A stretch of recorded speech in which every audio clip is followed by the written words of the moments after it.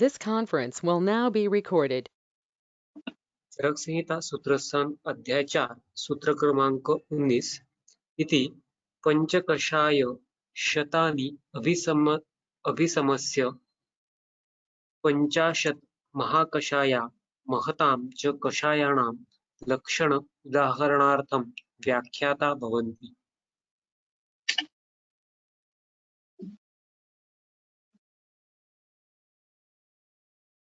हमने दशमानी गण का अध्ययन किया। जिस पद्धति से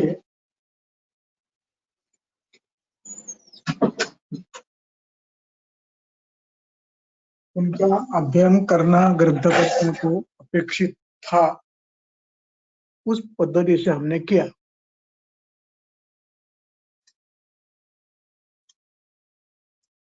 और अंत में कुछ श्लोक रह गए थे। उनमें से आज 19वां श्लोक ले रहे हैं हम। इति पंचशत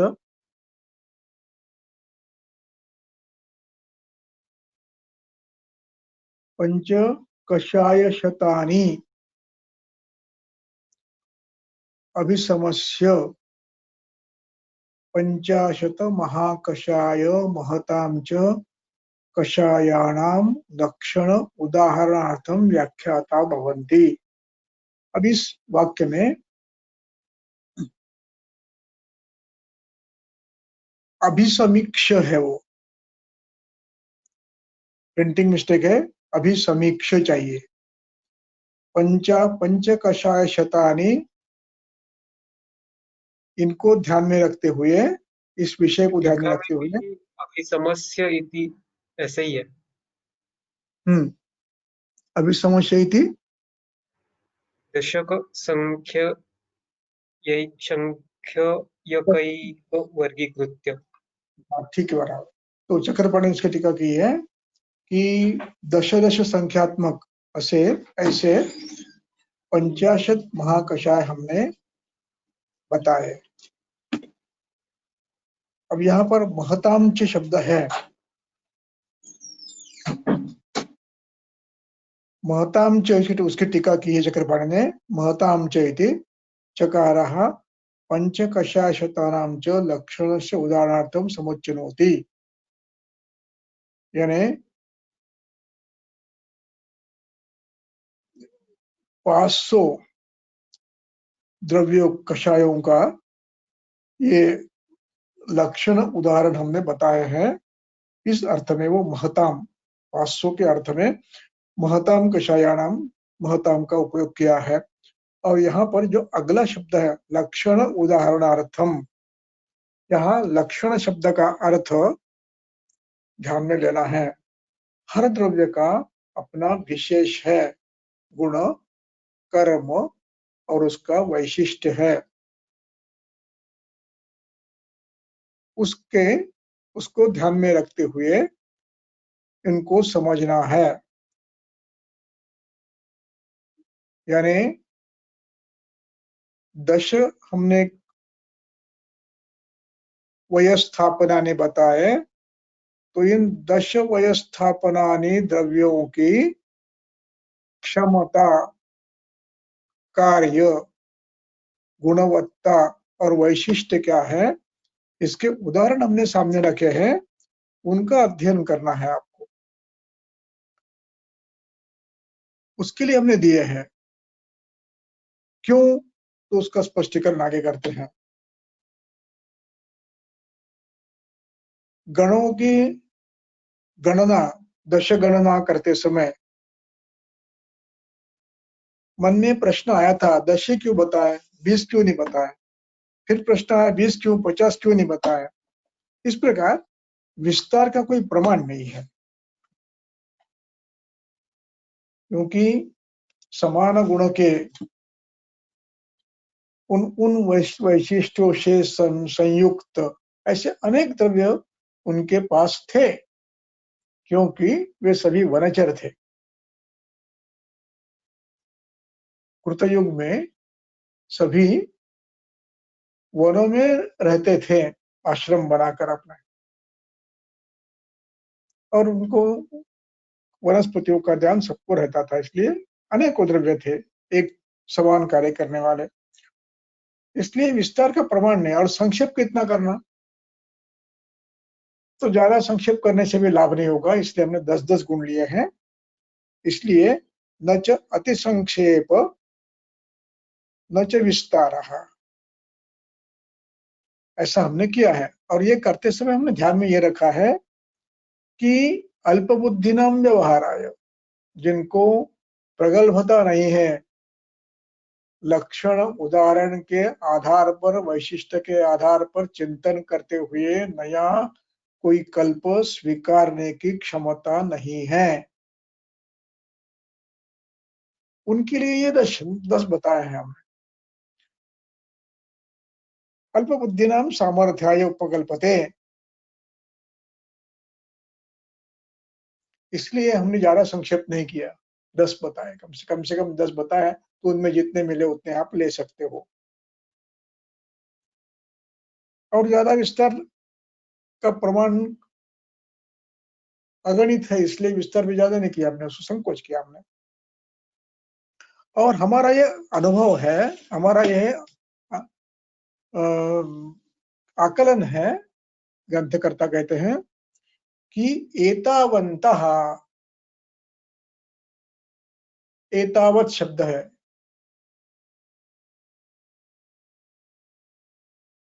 एतावत, यहाँ पर वत प्रत्यय लगा है, यानी इतने, इतनी संख्या में ये बताए गए हैं। एतावन्तः, एतावत, भवान भवन्तो भवन्तः, एतावान एतावन्तो एतावन्तः, ऐसा ये एतावन्तः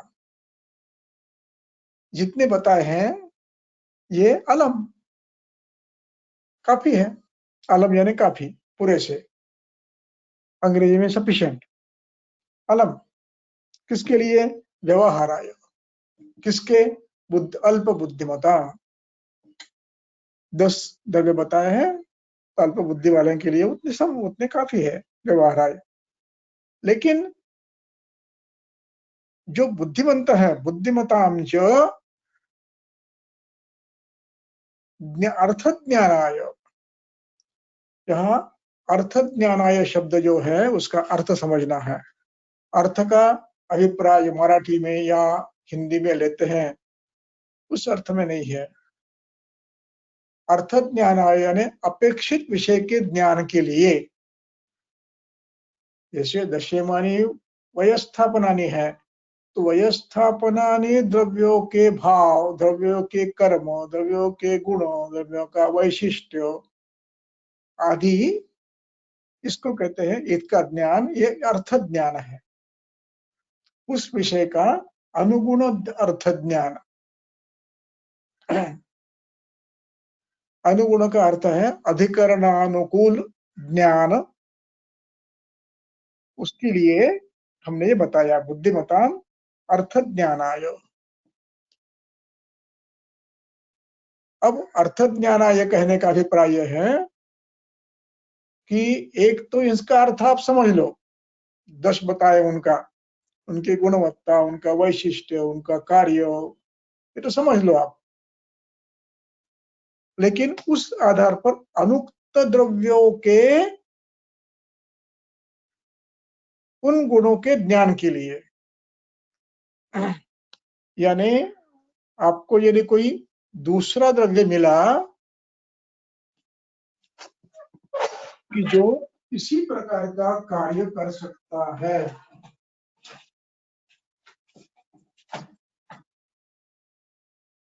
यदि कोई अन्य द्रव्य मिला कि जो इसी प्रकार का कार्य कर सकता है, गुण सामान्य है, तो आप उसका भी चयन कर सकते हो। इस अर्थ में अनुक्तार्थ ज्ञानाय हमने 10 बताए हैं। इन 10 के आधार पर इन 10 द्रव्यों के गुण, उसकी उपयोगिता, उसका कर्म, आदि जानकर आप उस आधार पर अन्य द्रव्यों का भी कर सकते हो, समावेश कर सकते। उसका उदाहरण दिया है उन्होंने टीका में।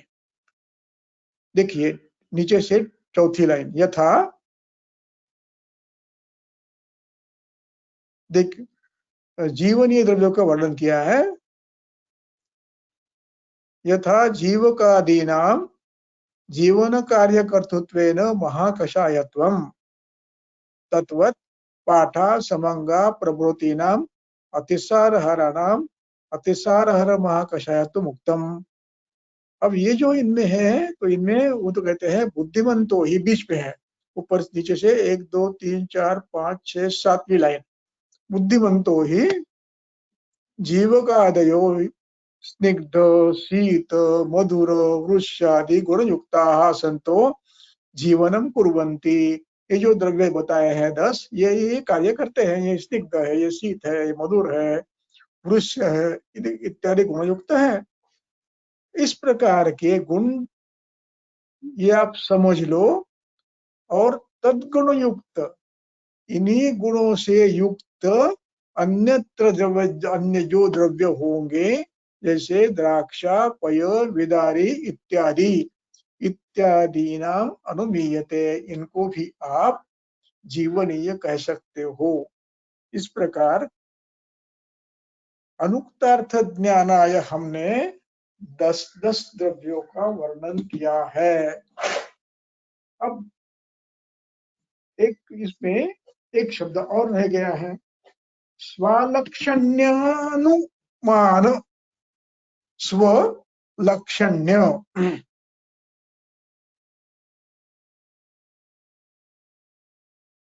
आणि लक्षण्य के बाद अनुमान, स्व अलग निकालना है। सॉरी, स्वलक्षण से स्वलक्षण्य हो गया है, ये तद्धित प्रत्यय है। अपने लक्षण, स्वस्य लक्षणम स्वलक्षणम, इस अर्थ में स्व शब्द है। लक्षण्य ये भी तद्धित प्रत्यय है, जैसा स्वा भी ये है तद्धित है, ऐसा ये भी न्य भी तद्धित प्रत्यय है। स्वस्य लक्षणस्य युक्तत्वम् उपस्थितत्वम् स्वलक्षण्यम, यानी द्रव्यों के जो विशेष गुण है उनकी उपस्थिति देखकर उसका ये कहने के लिए स्वलक्षण्यम। जिन द्रव्यों, जो आपको जो गुण चाहिए, उन गुणों के उपस्थित, उन द्रव्यों में उपस्थिति रहना, इसका नाम है स्वलक्षण्य। ये स्वलक्षण्य का स्वस्य लक्षणस्य उपस्थिति स्वलक्षण्यम। जैसे पुरुष संग्रहण, यानी इनके जो गुण है जी, वो ये गुण जिनमें उपलब्ध है उसको कहते हैं स्वलक्षण्यम। जो जिन, जैसे जीवनीय गण है, तो अन्य गण के बाहर अन्य जो गुण है उनमें यदि वो गुण है स्निग्ध मधुरसी, तो उसको कहते हैं स्वलक्षण्यम। गुणानाम उपस्थिति स्वलक्षण्यम। जीवनीय गुणस्य उपस्थिति ही जीवनीय गण स्वलक्षण्यम।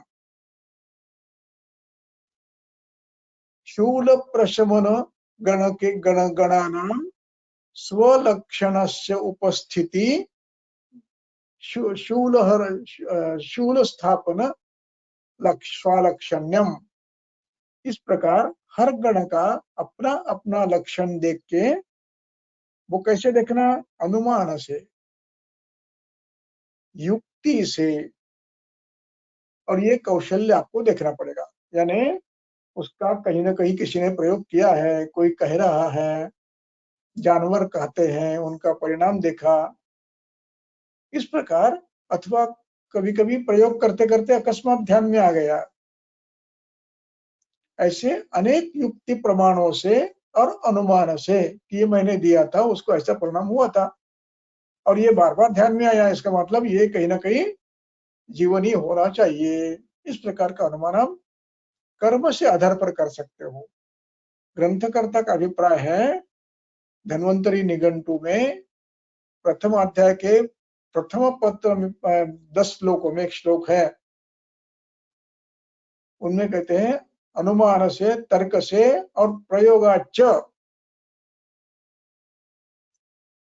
कर्मनिष्ठया, कर्म देख देख कर अनुमान लगाइए कि इनमें ये गुण है, इन गुणों से ये युक्त है, स्वालक्षण्य है। इनमें दशवानी का जीवनीय गण के गुण इसमें है, इनमें वृक्ष के गुण है, इनमें रक्तवर्धन के गुण है, इनमें रसवृद्धि के गुण है, इसको कहते हैं स्वालक्षण्य। तो इस प्रकार ये युक्ति से, अनुमान से देखने की जिनमें क्षमता है, उनके लिए हमने ये 10 गुण बताए हैं। जैसे हम लोग अभी तिल तेल का प्रयोग कम करते हैं, बहुत कम करते हैं, लेकिन अन्य कोई तेल है तो उनमें तिल तेल के यदि गुण उपलब्ध है तो तिल तेल वातशामक है, और वे गुण यदि अन्य किसी तेल में उपलब्ध है तो उसको कहते हैं स्वालक्षण्यम। वात प्रशमकत्वस्य, वात प्रशमक गुणानाम उपस्थिति वात हर स्वालक्षण्यम, ऐसा आप कर सकते हैं, करना अपेक्षित है। और ऐसी जिनकी क्षमता है उनके लिए हमने ये उदाहरण दिए हैं, इनके आधार पर आप अनुक्त द्रव्यों का प्रयोग कर सकते हो। जैसे मैंने पीएचडी के लिए मूंगफली के तेल का प्रयोग, इसका स्वालक्षण्य तिल के समान है कि नहीं, वातशमक है कि नहीं, इसके लिए प्रयोग किया। तैलत्व है, स्निग्धत्व है, गुरुत्व है, लेकिन शीतत्व है। स्वालक्षण्य अन्य गुणों से उष्ण गुण का नहीं है, तो फिर मैंने उसमें उष्ण गुण के द्रव्यों का प्रक्षेप करके उसका प्रयोग किया, इसको कहते हैं स्वालक्षण्य। इस प्रकार आप, ये दूसरे तेल है, नारियल का तेल है, इसपे स्वालक्षण्य है कि नहीं तिल तेल के समान आपको देखना है। तिल तेल उष्ण है, कषाय कटु है, नारियल तेल कषाय कटु नहीं है, उष्ण नहीं है, स्निग्ध है, शीत है, स्वालक्षण नहीं है, वात व्याधि में काम नहीं कर सकता। इस प्रकार हर द्रव्य का अध्ययन उस गण में डालने के लिए जो आवश्यकता है, उन गुणों को परीक्षण करना, इसका नाम स्वालक्षण्य अनुमान युक्ति कुशलज्ञ। जिनको ये क्षमता है उनको, उनके लिए हमने कल्प दिए हैं। इस प्रकार 10-10 कल्प गुणों का हमने संग्रह किया है। अब इसके बाद अपने, क्या नाम इनका, अग्निवेश, ये बड़े चिकित्सक विद्यार्थी हैं, इन्होंने प्रश्न किया,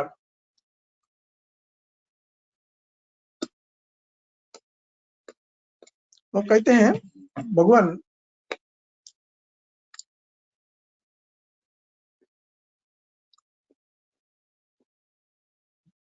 ये जो आपने बताए हैं 500 न पूर्यन्ते, न एतानि पूर्यन्ते, नैतानि है ना, उसमें न और अधिक ए, नहीं, न एतानि, एतद ये सर्वनाम है, उसका ये नपुंसकलिंगी बहुवचन है, एतानि प्रथम बहुवचन, एतानि।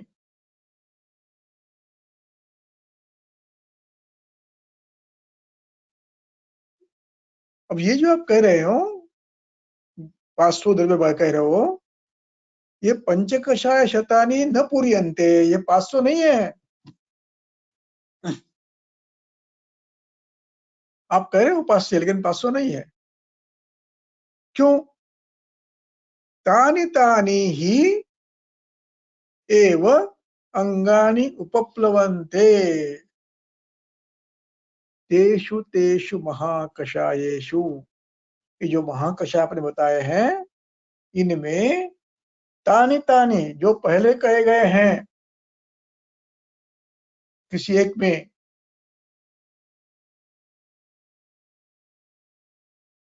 वे दूसरे में मिलते हैं। तानि तेषु, जो जीवनीयानि है वो भृंगणीयानि में मिलते हैं, जो भृंगणीयानि में है वो जीवनीयानि में मिलते हैं।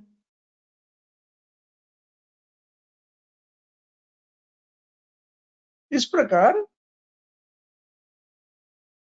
तानि ही एव अंगानि उपप्लवन्ते तेषु तेषु। इसकी टीका देखो, बड़ी अच्छी है। उपप्लवन्ते इति पुनः पुनः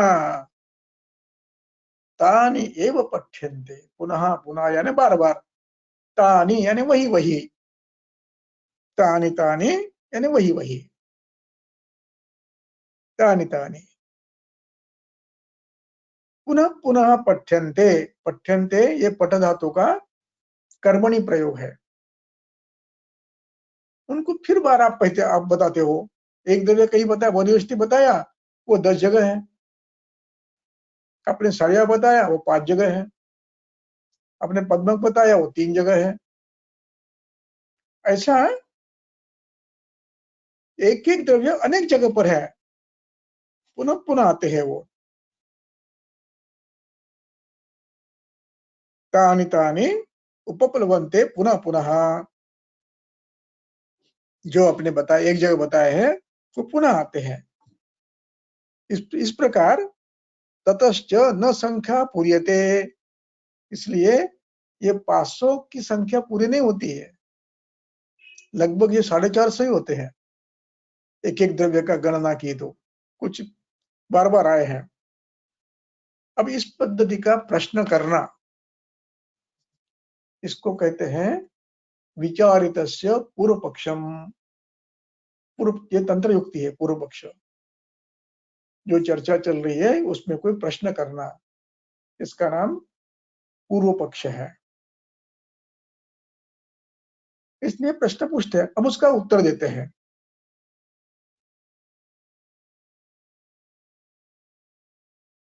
अत्र कह रहे हैं तम उवाच, तम इति अग्निवेशम, उवाच उचतो ऊचु, ये भी क्रियापद है। अत्र यह भगवान, अत्र यह उवाच, उन्होंने कहा। क्या कहा? न नहीं है तो उसको न अलग निकालना। एतत्, न एतत् ऐसा नहीं है। एतत् ये सर्वनाम है, नपुंसकलिंगी है। न एतत्, एवं ये, इस प्रकार। एतत् यानी ये, न एतत् एवं इस प्रकार से। जो गणना बार बार दिख रही है आपको,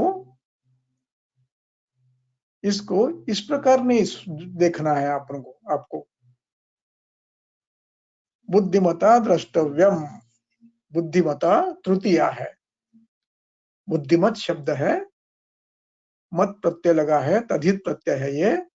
बुद्धि अधिक मत, बुद्धिमत। और ये बहुत बहुत गच्छन के समान चलता है, तो उसकी तृतीया है ये।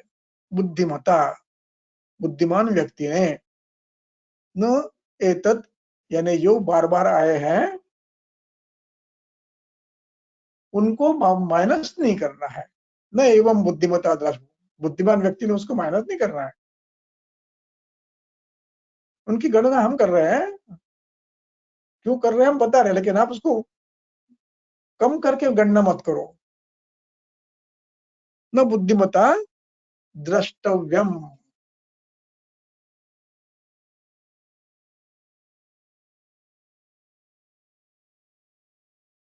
द्रष्टव्यम शब्द का अर्थ है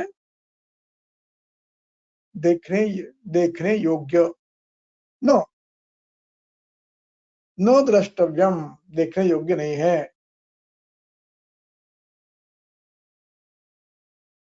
ये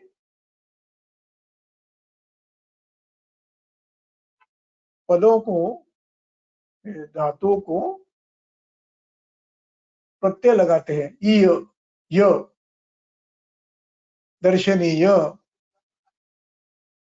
करणीय, कर्तव्य, इस प्रकार प्रत्यय लगकर ये प्रत्यय विशेषण बनते हैं।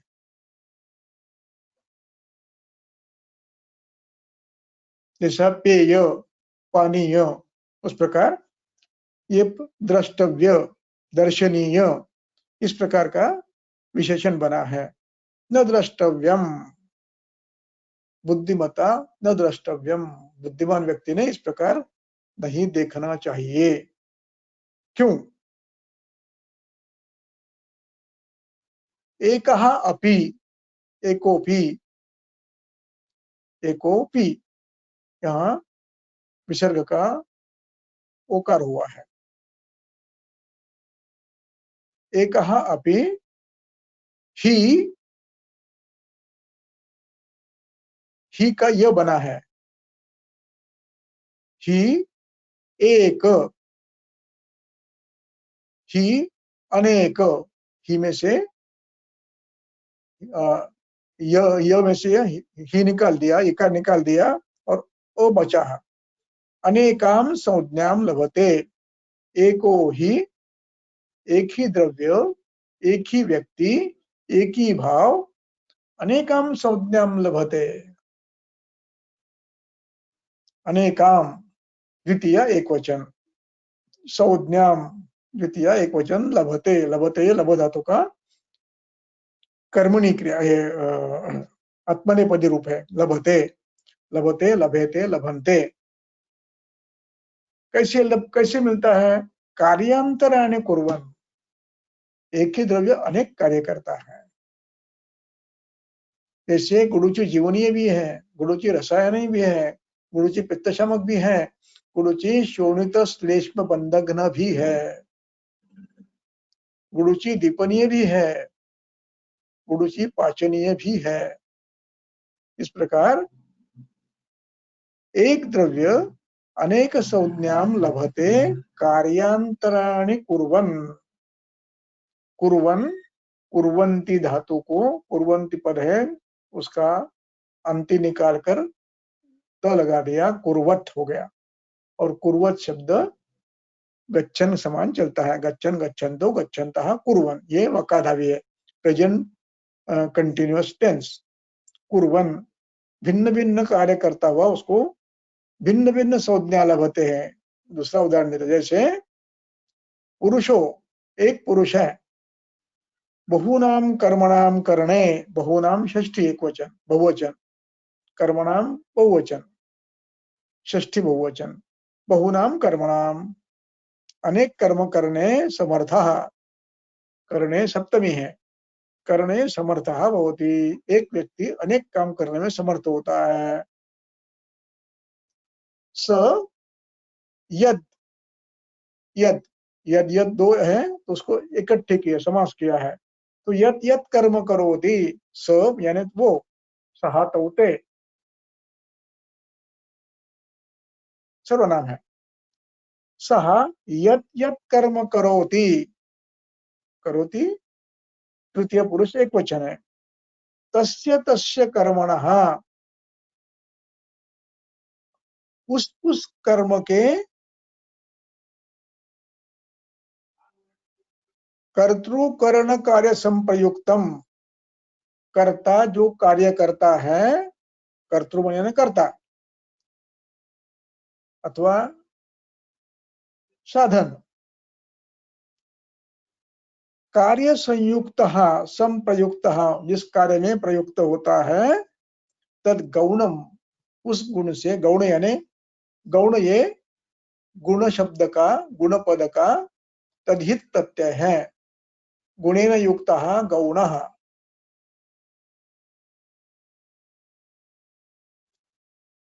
तो तद गौणम नाम प्राप्नोति, नाम विशेषम, भिन्न भिन्न नाम मिलता है उसको। कोई कार्य करता है कोई, कोई साधन है, कोई कर्म है, ऐसे भिन्न भिन्न कर्म करता है तो उसको उस नाम से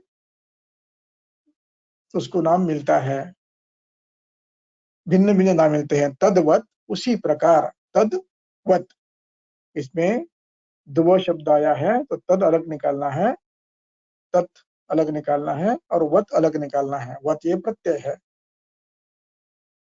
तद्वत, उस प्रकार, उसके समान, साम्यदर्शक शब्द है। तद्वत औषध द्रव्यम अपि, औषध द्रव्यम अपि, द्रव्यम में अधम अकल निकालना है, अब अलग करना है। औषध अपि द्रष्टव्यम, औषध द्रव्यों का भी विचार उसी प्रकार करना है। वो द्रव्य कौन सा काम करता है उसका नाम भिन्न होगा, द्रष्टव्यम। इस प्रकार इसलिए हमने गणना करते समय उनको उन गण में पुनः पुनः डाला है। इसलिए आप ये मत कहो कि संख्या कम है। अब इसका विस्तार करते हैं, शंका का उत्तर दे रहे हैं। यदि च, यदि च, च और एकम, इस संधि होकर चैकम हो गया है। यदि च एकम, यदि एकम किंचित द्रव्यम, कोई भी हम एक द्रव्य ले रहे हैं, आसादया द्रव्यम आसादयामः, प्राप्त कर रहे हो। द्रव्यम अधिक धातु का ये नहीं स्पष्ट नहीं मुझे अभी इस समय। तो ये ये बना है साधयाम,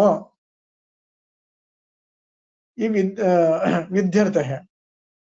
गच्छेम, उस प्रकार साधयाम, आसादयाम, ले रहे हैं। यदि हम एक ही द्रव्य ले रहे हैं, किंचित द्रव्यम आसादयामः, एक ही द्रव्य हम ले रहे हैं। और कैसे ले रहे हैं? तथा गुण युक्तम,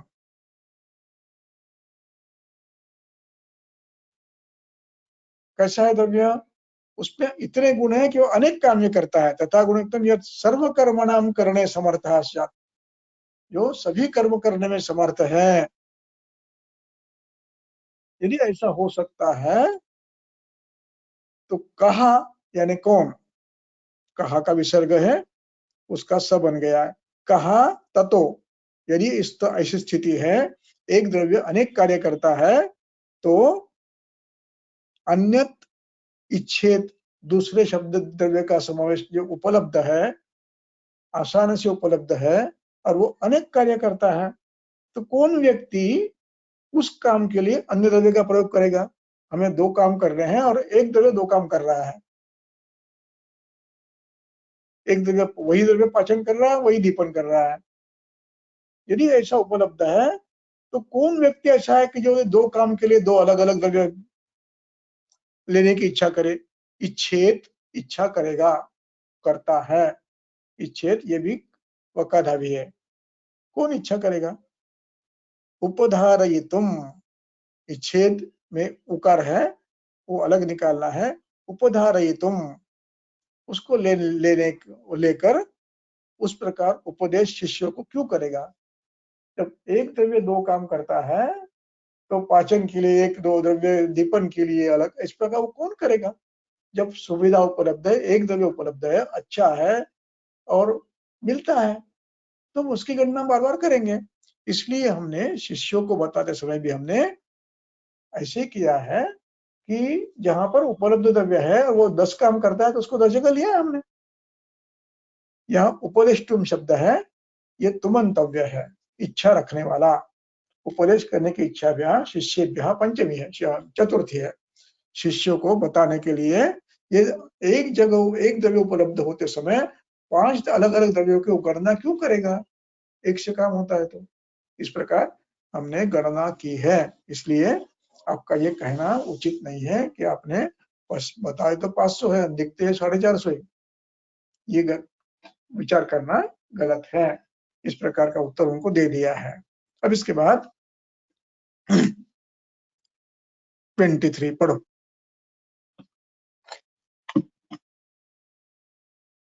सूत्रस्थान अध्याय 4 सूत्र क्रमांक 23 तत्र श्लोकाः यतः यावन्ति यैः द्रव्यैः विरेचनशतानि षट् उक्तानि संग्रहेण इह तथैव येषां षड् आश्रयाः रसा लवणवर्ज्याः च कषाय इति संज्ञिताः तस्मात् पञ्चविधा योनिः कषायाणाम् उदाहृता तथा बस बस। अब इसमें पहला जो वाक्य है यही द्रव्य ही, ये तो से प्रारंभ करके तो उसकी टीका यहाँ पर शुरू में ही है, यतः इत्यादि। यतः मदन फलादेः यावन्तो त्रयस्त्रिंशत् योगशताम् इत्यादीनि, यानी हमने कल्पस्थान में मदन फल आदि के त्रयस्त्रिंशत् शतानि, त्रय त्रिंशत् शतानि 3300 बताए हैं।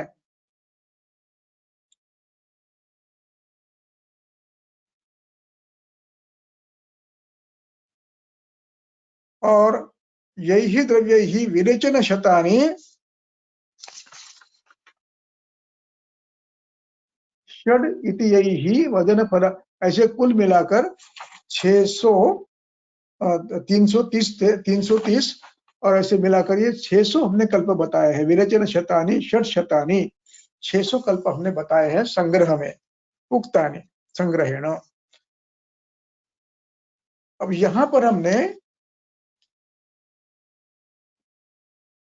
तथा एव एषाम षडाश्रया, उनके 6 आश्रय है, वो हमने इस अध्याय में बताए हैं। मूल, त्वक, फल, निर्यास इत्यादि जो आश्रय बताए हैं, वो इस अध्याय में हमने उनकी गणना की है। उसी प्रकार रस लवण वर्ज्याः, उसको उल्टा पढ़ेंगे, लवण रस वर्ज्याः, लवण रस को वर्ज्य करते हुए हमने बाकी 5 द्रव्यों को, हम रसों को हमने कषाय संज्ञा दी है। लवण रस वर्ज्याः, लवण वर्ज्याः ये सामासिक शब्द है।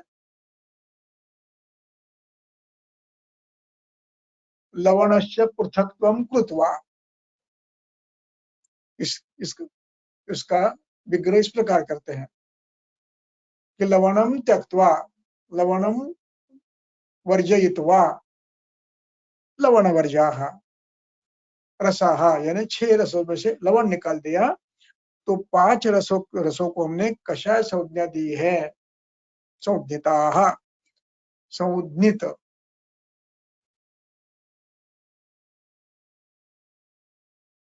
संज्ञा दी गई है।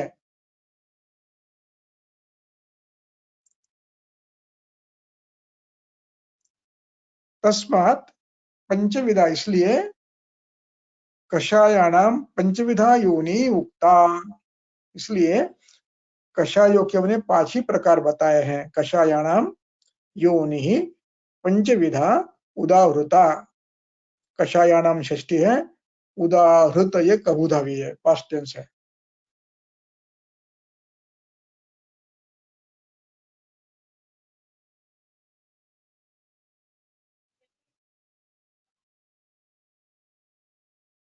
संज्ञितः, उदाहृतः, उदाहृत ये है। तथा कल्पनमपि येषाम् उक्तम पंचविधम पुनः पुनः, और इनके 5 हमने कल्प भी बताए हैं। पेया, फांट, हिम, कषाय, कल्क इत्यादि। बताए हैं हमने। पंचविधम अपयेषाम उक्तम तथा कल्पनम अपि, कल्पनम यानी विकल्प, 5 प्रकार के हमने बताए हैं। पंचविधम पुनः, उसके बाद महताम 50 कषायाणाम परिकीर्तिता, 50 कषायों के गण हमने बताए हैं। और ऐसे पंचशतानि भागशः, ऐसे सब मिलाकर पहला शब्द जो है 50 है, 50 यानी 50, ऐसे 50 गण हमने बताए हैं। ऐसे मिलाकर पंचशतानि उक्तानि भागशः, इस प्रकार हमने 500 कषाय बताए हैं इस अध्याय में। किस लिए? लक्षणार्थम, लक्षणार्थम का अर्थ आपको उन गणों के द्रव्यों का भाव समझ में आए, कैसे द्रव्य इस गण में आते हैं वो समझने के लिए दिए हैं। क्योंकि प्रमाणम ही विस्तारस्य न विद्यते, विस्तार करने की ये कोई प्रमाण नहीं, कितना भी कर सकते हैं। और न च अलम अति संक्षेपा, ज्यादा संक्षेप करना भी अच्छा नहीं है। न सामर्थ्याय उपकल्पते, उससे लाभ नहीं होगा अति संक्षेप करते हैं तो। इसलिए हमने अल्प बुद्धे है यम, अल्प बुद्धि के लिए हमने ये नाति संक्षेप विस्तार के रूप में गणना की है। तस्मात, इसलिए हमने ये अल्प बुद्धि के लिए गणना की है। मंदानाम व्यवहाराय, मंद व्यक्तियों के व्यवहार के लिए, बुधानाम जो तीक्ष्ण बुद्धि के हैं उनकी स्वलक्षण्य अनुमान युक्ति कुशलार्थानाम, और जो गणों के अपने अपने गुण कर्म व्यवस्था विशेष वैशिष्ट वगैरह समझ सकते हैं, उनमें अनुमान युक्ति करने की क्षमता है, उनके लिए बुद्धि वृद्धि के लिए हमने ये 50 को वर्ग बताया, 50 का हमने गण बताए हैं। तेषाम कर्मसु बाह्येषु योगम अभ्यंतरेषु च संयोगम च प्रयोगम च यो वे सविषग्वरः, और इनके इन योगों का अभ्यंतर और बाह्य प्रयोग जो करना जानता है उसको भिषग्वर कहते हैं। कैसे जानता है? हमने बताया, दशेमानी संग्रहाणी है, कब देना है अवस्था जानता है और उस समय देता है, ऐसे व्यक्ति को हम भिषग्वर कहते हैं। चलो ये अध्याय समाप्त हुआ, अपने अगले अध्याय पर जाएंगे।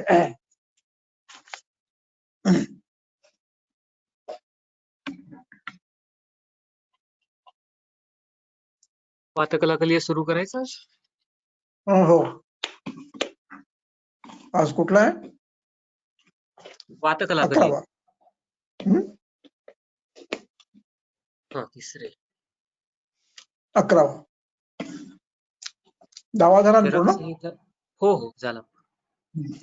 11वा. चरक संहिता सूत्रस्थान अध्याय 11 सूत्र क्रमांक 1, अथातः तिस्रैषणीयम् अध्यायं व्याख्यास्यामः इति स्म आह भगवान् अत्रेयः।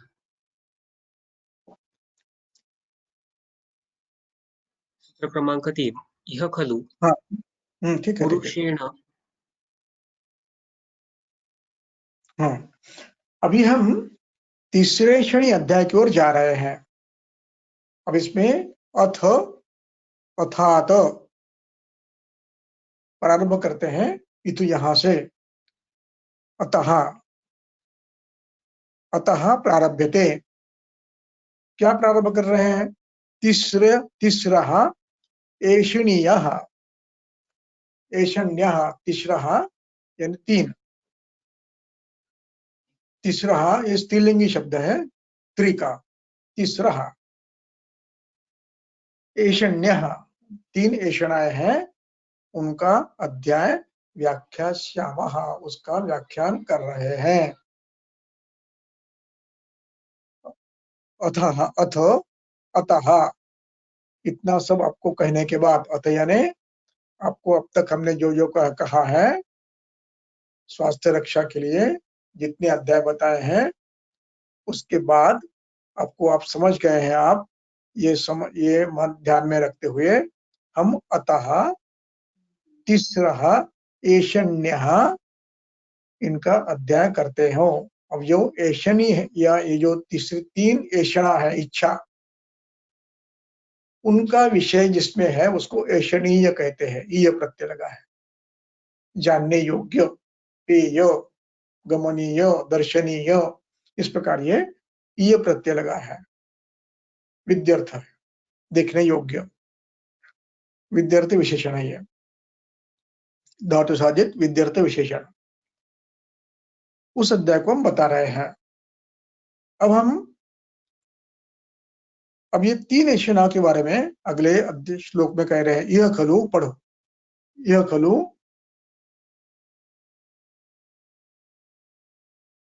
इह खलु पुरुषेण अनुपहत सत्त्वबुद्धि पौरुष पराक्रमेण हितम् इह च आमुष्मिंश्च लोके समनुपश्यता तिस्र एषणा पर्येष्टव्या भवन्ति। तद्यथा प्राण एषणा, धन एषणा, परलोक एषणा इति।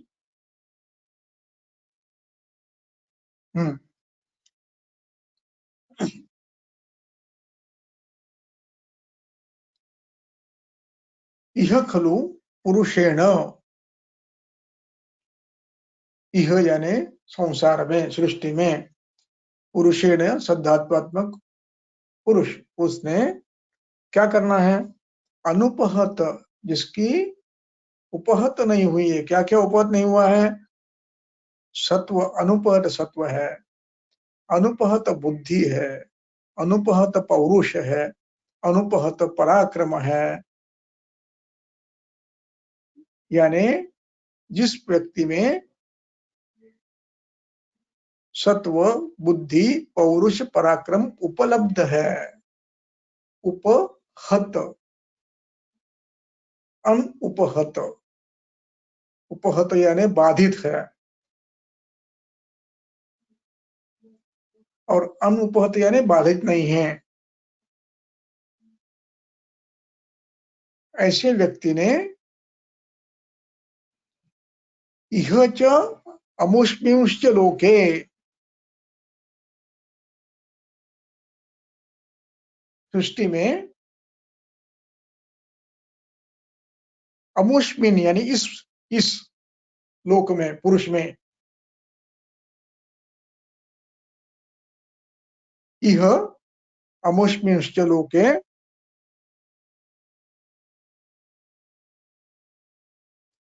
समनुपश्यता, सम अनुपश्यता,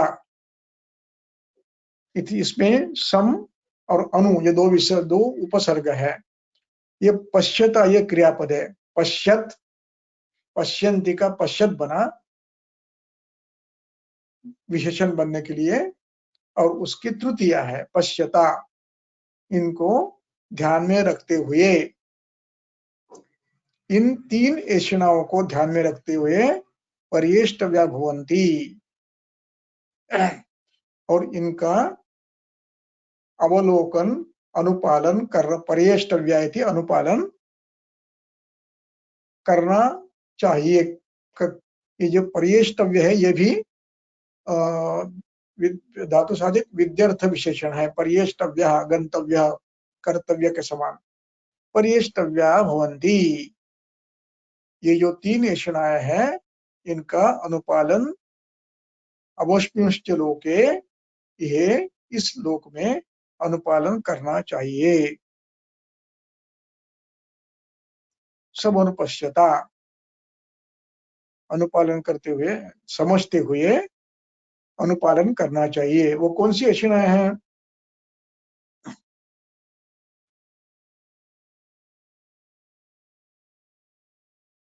यहाँ पश्यता शब्द गतिवाचक है, ज्ञान करते हुए इस अर्थ में है, वो समझते हुए। प्राणेषणा, पहली ऐषणा है प्राणेषणा, दूसरी है धनेषणा, और तीसरी है परलोकेषणा। और ये सब ये तीनों ऐषणा है, इस पुष्टि में आपको समझनी है और उसका अनुपालन करना है। अब पहली प्राणेशणा, तो उसका वर्णन करते हैं श्लोक नंबर 4 में। पढ़ो।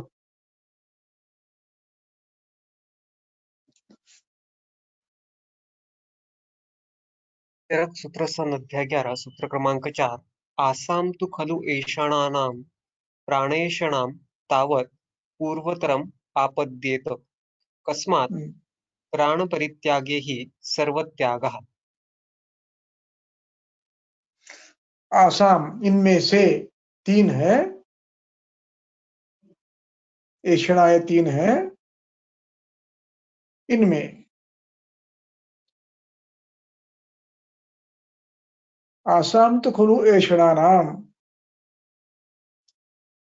इन तीन ऐषणाओं में से प्राणेषणा पूर्वोत्तर आपद्यते, पहली है। प्राणेषणा ये सबसे पहली है। आपद्यते यानी उपलब्ध है, आवश्यक है। पूर्वतरम, ये प्रथम आवश्यक है, प्रायोरिटी इसकी है, इसलिए पूर्वतरम आपद्येत, उसका विचार पहले करें। आपद्येत ही विध्यर्थ है, अज्ञार्थ है। गच्छेत,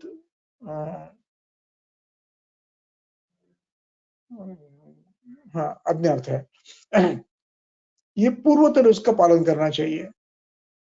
कस्मात प्राण परित्यागे सर्वत्याग, प्राण गया तो सब कुछ गया, इसलिए पहले इसका पालन करना चाहिए। तस्य अनुपालनम, पहले प्राणेषणा का अनुपालन करना है समझते हुए। वो कैसे करना? एक, पहला स्वस्थस्य स्वस्थवृत्तानुवृत्ति ही, पहले जो मैंने कहा ना अथातः शब्द का प्रयोग हमने किया है, क्यों किया है?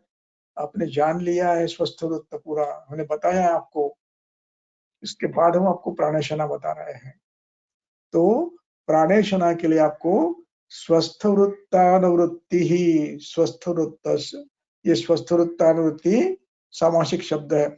स्वस्थ वृत्त सातत्येन वृत्ति, यानी पालन करना, उसका नाम स्वस्थानुवृत्ति है। स्वस्थ व्यक्ति ने स्वस्थ वृत्ति का अनुपालन करना चाहिए।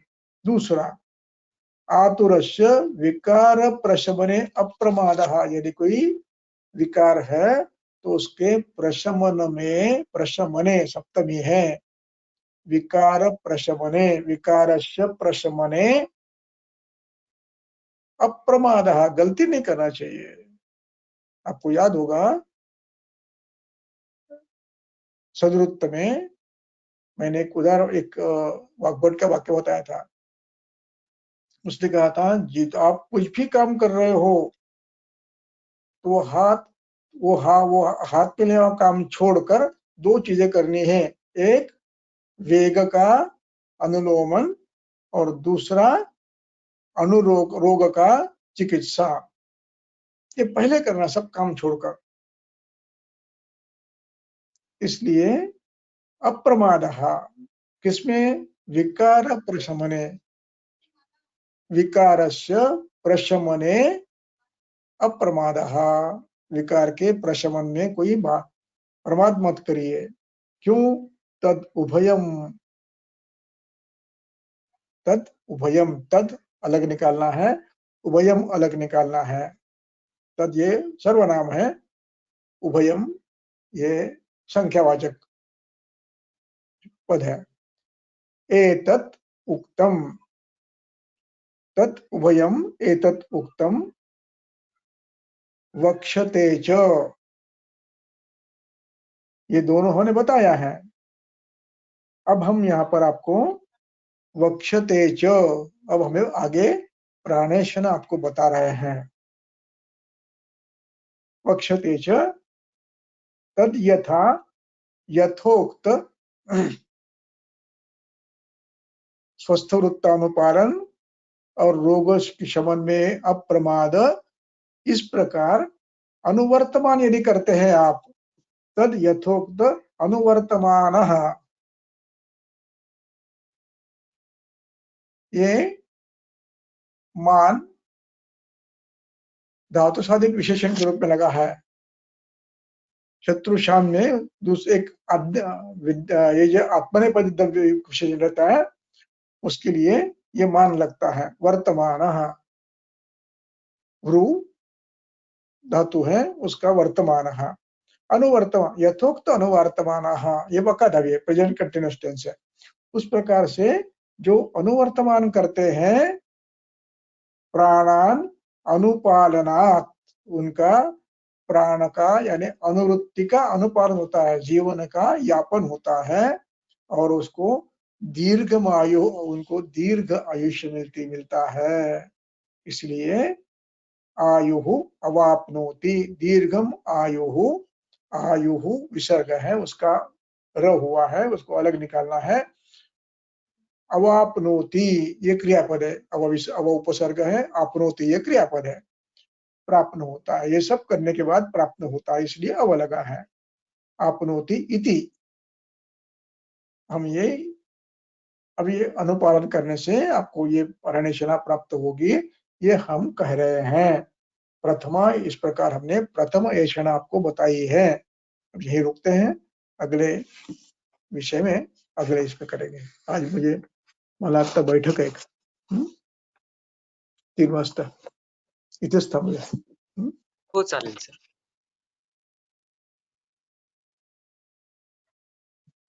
वैसे भी आज कोई क्वेश्चन नहीं है, तो हम आज यही रुकते हैं।